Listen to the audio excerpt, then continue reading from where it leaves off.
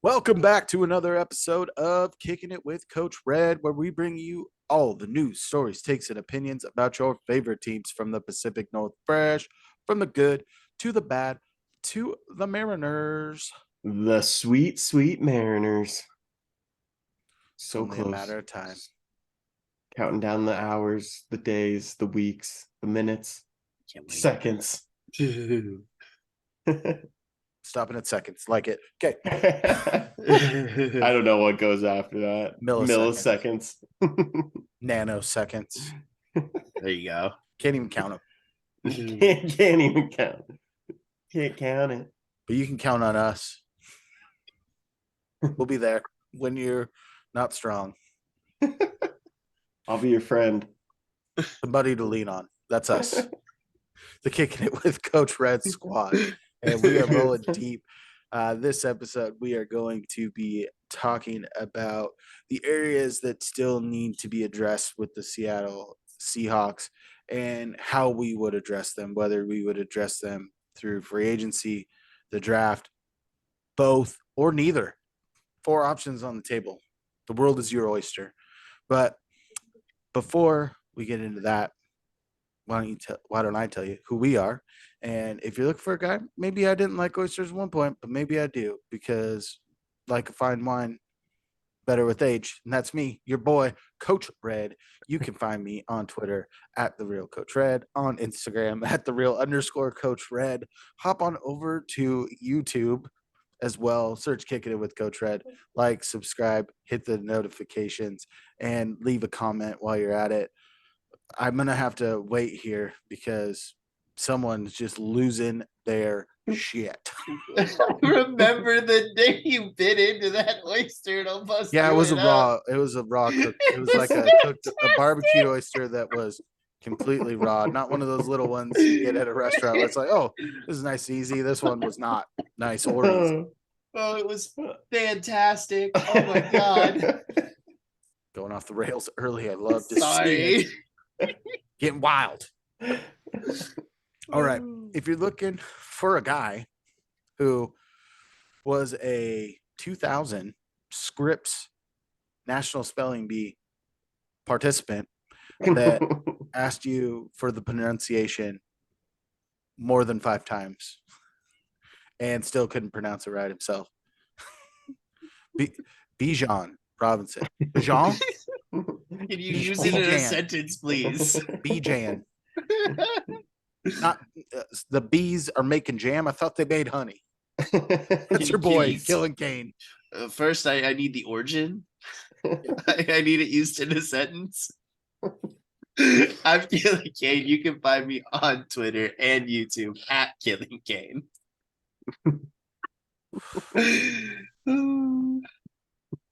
All right. And if you're looking for someone that might be a planner, maybe he's looking ahead at all these moves. You know, one time when he was younger, he was playing checkers, but he has evolved into chess. He's playing chess and not checkers.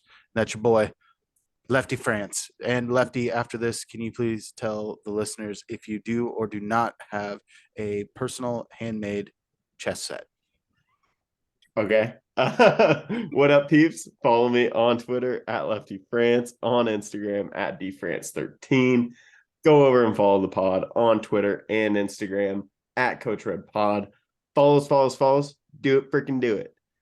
Also, I do have a nice chessboard, personally made.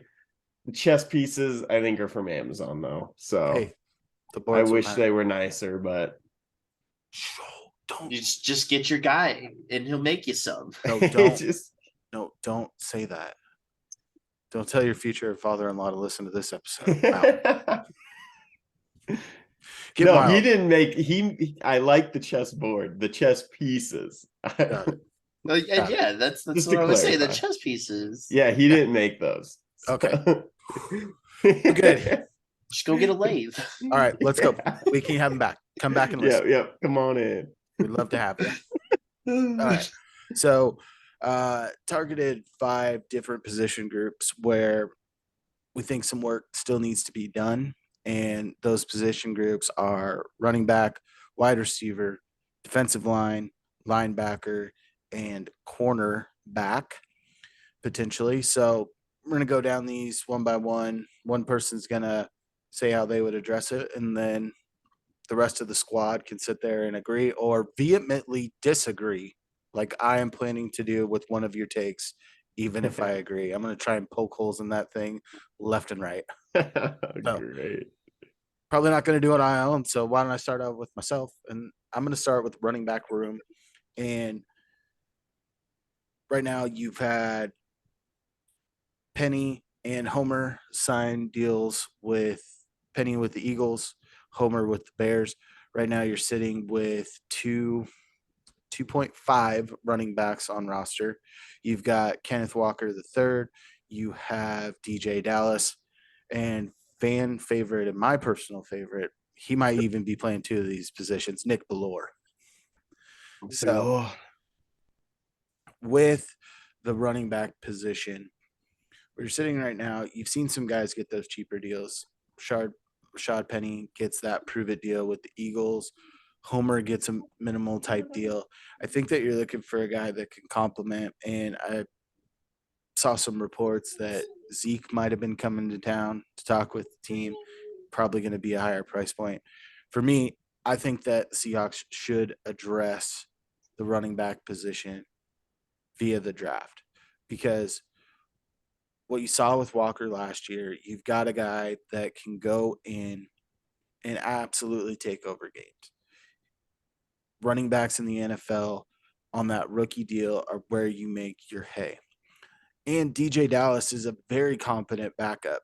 He wasn't really running much of the third down duties, but when injuries had played the Seahawks, he can get you about 3 yards of carry. He doesn't have that explosiveness, but is a very competent special teams player.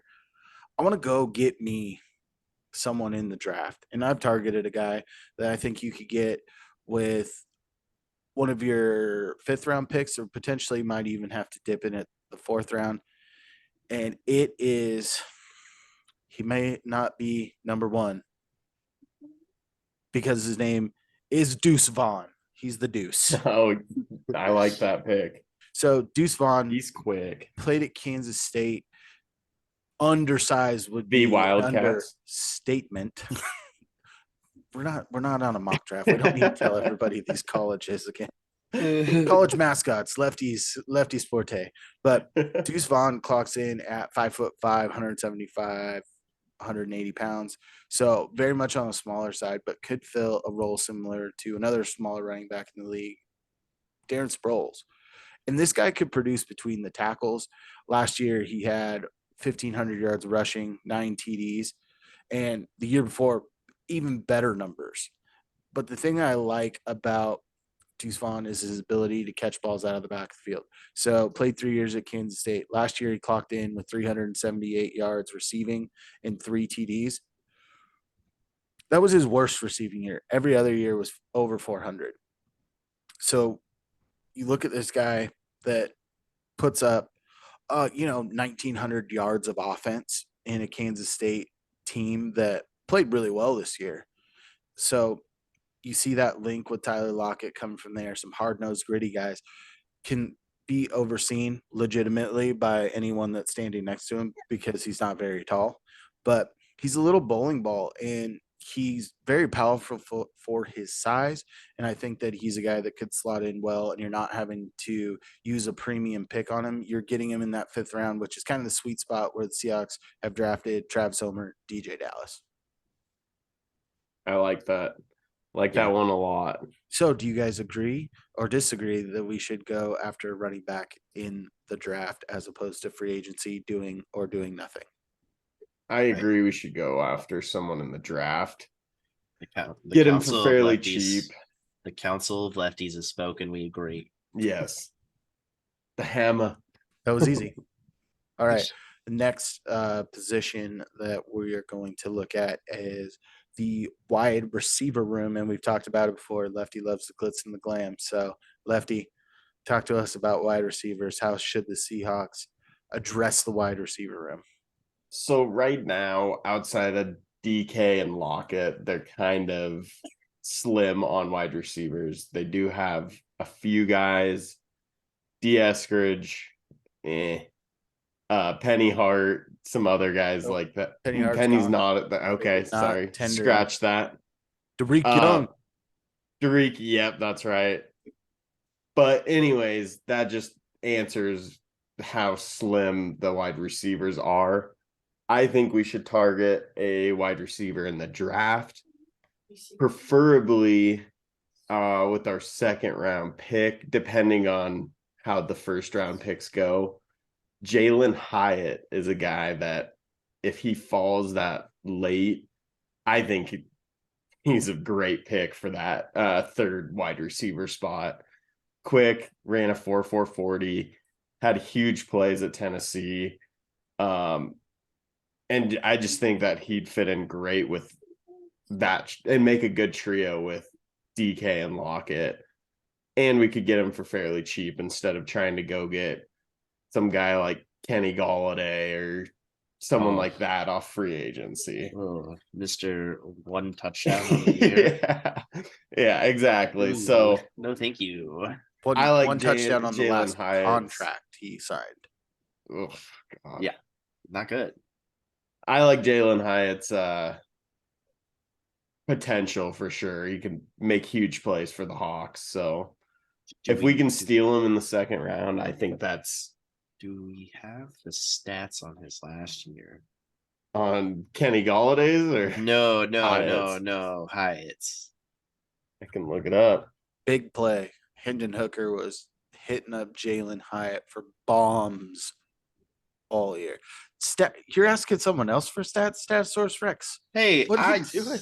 67 receptions, 1,267 receiving yards, 15 touchdowns, average 18.9 yards a reception. You know what? And the year before, he had 2 touchdowns with 226 yards. So big leap year. Yeah, for sure. So I'm gonna sit with that. I like it. I agree that the wide receiver room should be addressed in the draft. I'm going to look at someone hopefully with the second pick in the second round. I'm looking at Nathaniel Dell out of Houston. Undersized guy, very similar size profile to Eskridge, so I have some pause for concern because Eskridge has not been healthy for any length of time for the Seahawks. But you just read off Jalen Hyatt's stats. Let me read you Nathaniel Dell's from 2 years ago. 90 receptions, 1,300 yards, 12 TDs. Let me run it back. Why don't we just go recency bias? 109 catches, almost 1,400 yards, 17 TDs. This dude was putting DBs in a mixer all Senior Bowl.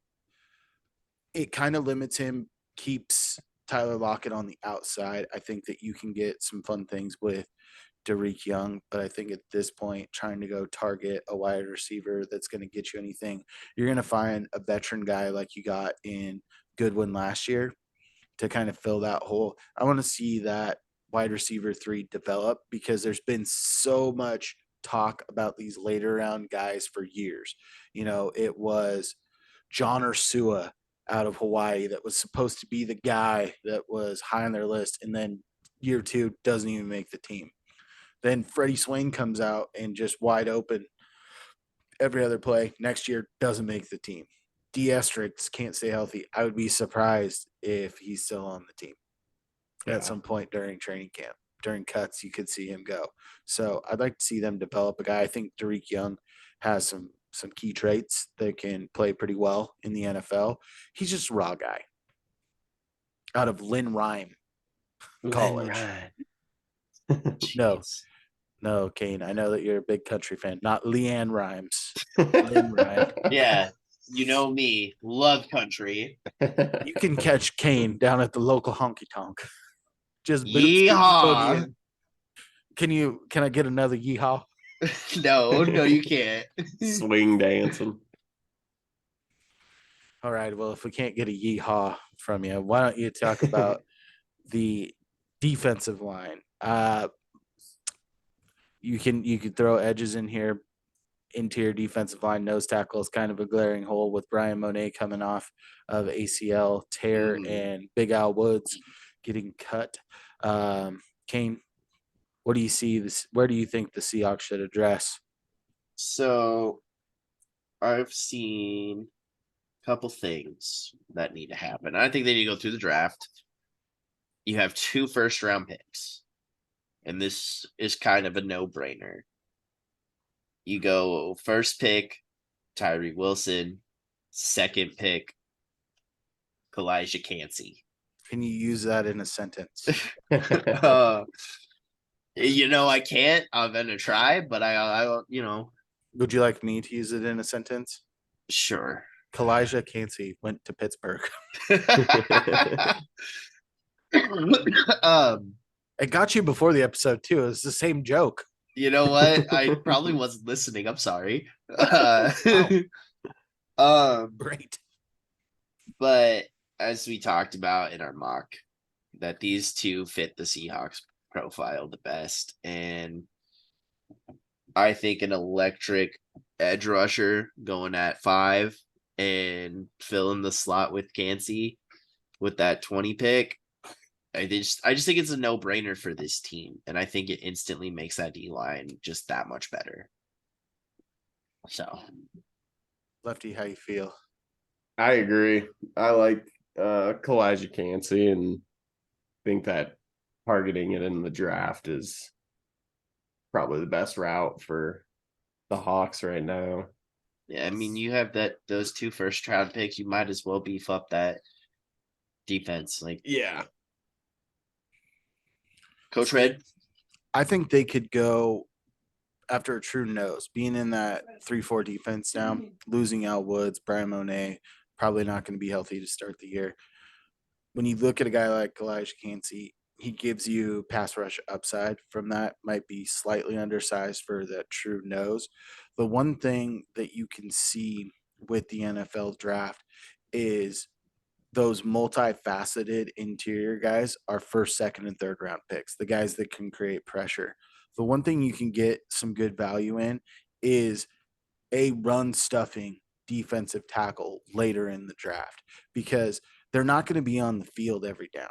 So with that, you can get value in the 5th, 6th, and 7th round on a big bodied guy that is going to take on double teams and let your linebackers make plays or throw that big meat paw out like Al Woods did and just drop fools at the line of scrimmage. So I think that getting that high upside with some pass rush early on is good, but also hitting it twice later on in the draft with just a big guy from a school that you probably have never heard of that just is mean. Go give me that. All right. Mean mofo. Speaking of mean mofos, DJ Fluker worked out at Alabama's pro day and he's down to he lost 30 pounds. I saw that. He is yoked Yeah, out. that guy is he's crazy. Speaking of drafts, when DJ Fluker was drafted, I was over with my draft cohort, Big Tug, and this was before we were super into the NFL draft, but watched it every year, but didn't do the research. His picture popped up on the screen. I said, that's the meanest guy I've ever seen in my entire life with DJ Fluker. I go, I would be scared lining up on the defensive line across from DJ Fluker. Yeah, I'm with you. He looked terrifying. He's a big guy. Well, Lefty, to make good on my promise, get ready for me to just poke holes galore in your cornerback debate when we get there. But we're going to start with the linebackers. And with the linebackers here, I say that you sign someone else in free agency and attack it with the draft. Multifaceted here. I think that with Devin Bush signing, Jordan Brooks coming off of the ACL tear, I think that you need a veteran that's on the field in the middle. And if there was just some first ballot Hall of Famer that had ties to the city that you could just go get on the open market. Maybe you want to do something like that. Maybe you want to go get Bobby Wagner. That'd be Bobby. insane. So Bring him back. I think putting Bobby Wagner on this team back with Jordan Brooks, where they were both top 3 in tackles the last year they played on the same team together. You have Devin Bush that can learn from future Hall of Famer, can play alongside him potentially for the first couple games of the season while Brooks is still recovering from the ACL tear. It's a home run. And Quandre Diggs has been hitting up Bobby like crazy on social media, trying to get him to come back. But I also want us to hit this in the draft. Reason being, Jordan Brooks' 5th-year option has not been picked up yet. You have 0 linebackers under contract currently for the 2024 season. That's not good. No. You know, we talked a little bit in the last episode about them potentially playing Jamal Adams down in a linebacker type position, will linebacker, but I'm not in the building. I don't know if that's going to happen. So I also want to go attack linebacker with 2nd or 3rd round pick. And I think that if you're looking high 2nd round with that first pick in the 2nd round, you're probably looking at Trent Simpson out of Clemson. Probably the top linebacker prospect in here, or there's also Drew Sanders out of Arkansas, but he kind of profiles a little bit more as an outside guy, where I want one of these guys that's going to be more in the middle. If you're looking potentially at that pick, maybe be able to get him with that 2nd pick you have in the 2nd round. Jack Campbell out of Iowa, tested bananas at the combine, has production at Iowa in the Big Ten. So a guy that could profile really well on this team. And another guy that you might be able to get at the end of the 2nd, probably at the end of the 2nd, but crapshoot at the 3rd, is Deion Henley, linebacker out of WSU. Started his college career at quarterback, made the switch to the defense when he was with Nevada, transferred up to WSU, and just proceeded to be a first-team all Pac-12 linebacker. A little bit undersized, but you're seeing size kind of come away from linebackers in the NFL right now. They're a little bit smaller, a little bit faster, and he profiles that really well for today's NFL. So sign Bobby Wagner, get one of these young guys in the building so you have people on the roster past this season at the linebacker position. And I think you're going to meld the talent and tutelage of a Hall of Fame player on the field with a young core of linebackers, because your 2nd oldest linebacker would be, I don't know, Jordan Brooks, because like Devin Bush has been in the league for 4 years and is just turned 25. Yeah. That's insane. So, Jeez. all right. Lefty, agree. Oh God. Oh, I agree. I completely agree with you. I figured you guys were going to be pretty iffy on the Bobby take. No, I like bringing He might Bobby be. back. We might have a dissenter. No, I love Bobby. Yeah, bring him back and get the draft in there. As you said, you have him kind of being he'll slot in as the leader of the defense again, and kind of teach all the young kids what to do and like how to do it right. So I really like that. All right. Yup. The cornerback room, Lefty. What shall they do? I think they should target a corner in the draft. Probably with their later pick, potentially like their 3rd round. I think it's the 83rd pick.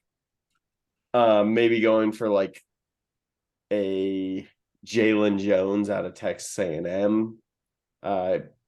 Decent sized corner with pretty good speed, and he's long. Kind of reminds me of like a Brandon Browner type guy. Him or potentially like Cam Smith out of South Carolina if he falls that late. I think both those guys don't see them really starting, but I don't think it would hurt for the Seahawks to add a mid-level corner just in case. I mean, 3rd, 4th, 5th round cornerbacks have turned out to be gold. Yeah, for the no, Seahawks. exactly. And so The who last knows? third round corner you had was Shaq Griffin. Yeah. So I think targeting in the draft, probably the best option. Was kind of looking at the free agency, and the only appealing guy was appealing to me was Jalen Mills, but I think he'd be a little spendy. So Or Shaq Griffin. yeah, could bring Shaq Griffin back. Cain, what are you feeling about Lefty? I'm saying neither. Okay. I do not think that they need to really do much because we're looking at a perfect season. You're having Jamal healthy. You might get Ryan Neal back. And then you'd sign Julian Love, where you can kind of play him anywhere. So the only thing they really need is depth, but I think they have that. And kind of the schemes that they can throw all of the cornerbacks out there with, especially if you slot Jamal down to linebacker, you have ultimate possibilities.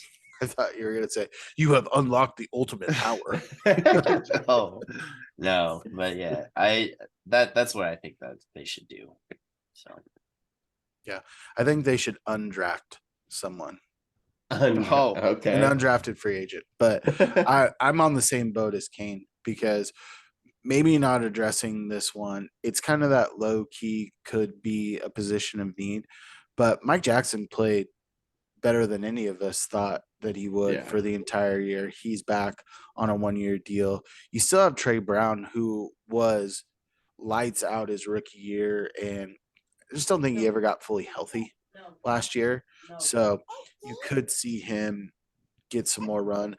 And like we said, with the signing of Julian Love, it could be bumping Kobe Bryant outside. So you're looking at depth pieces, especially out on the perimeter. I don't think you could put much more money into the safety room because it is one of the tops in the NFL. If Ryan Neal signs that tender, Julian Love, Quandre, and Jamal Adams, you are spending a franchise tag on a quarterback number on your safety room per year. Yeah. Which most teams in the NFL do not do that. But I think I tweeted out there with Julian Love signing, maybe I know Pete loves his DBs. Maybe he's gonna run like a 3-1-7. 7 DBs on the field, 1 linebacker, 3 D linemen. Let's go. Let's ride. Let's go wrap it up for this episode of Kickin with Coach Red. A little bit more giggles, and I'm not sure why. I mean, it's been a funny episode, I think. Been a good one. At least it's been really funny to Cain. That's true. He's like, this has been a great time, guys. I will be here next week. Keep it coming. We like it. And if you don't want to wait until next week and you want some of this content, hop on over. Follow me, your boy Coach Red, on Twitter at The Real Coach Red, on Instagram at @the_Real_Coach Red. Hop on over to YouTube. You can search Kicking with Coach Red, like, subscribe, bell notifications, and just maybe comment. That'd be cool. Yeah, maybe comment. Yeah, do it. Cain, before you tell him where you're at, any epic streams coming? Is it going to be Cain v Andrew 69 or what? Well, I mean, MLB The Show 23 comes out this weekend, and I'm gonna be playing that. So if you want to see the Mariners or whoever's cards Cain picks, Harry Ford's gonna be my catcher. Whoa! You got a WBC card. You mean Sir Harry Ford? Yeah, Sir Harris. Ford. He's the tea and crumpets of England during the WBC. Cain, where you at? You can find me on Twitter and YouTube at Killing Cain. Also, hop on over to TikTok and follow the show's page, Kicking It with Coach Red. Yes, sir. Wow. Bombs being dropped at the end of the episode. TikTok. You love to see it. You do. Lefty France, where you at? Follow me on Twitter at Lefty France, on Instagram at DFrance13.